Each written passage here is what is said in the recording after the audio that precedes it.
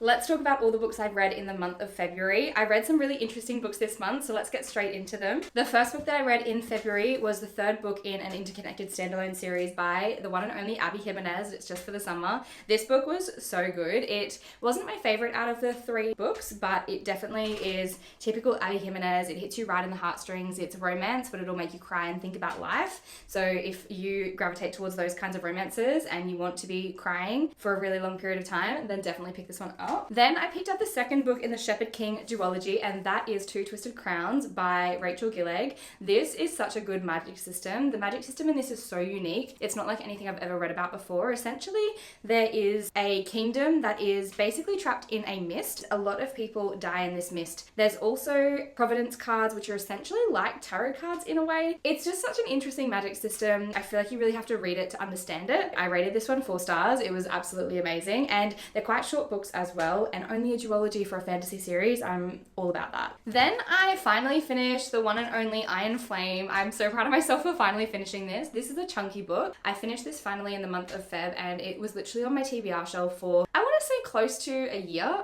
if not longer. I really actually did enjoy this one. I really enjoyed the reading process. It's the second book in the Fourth Wing trilogy, or the Empyrean series, I believe it's called. Finished reading this one specifically because the third book in the series came out, which is Onyx Storm.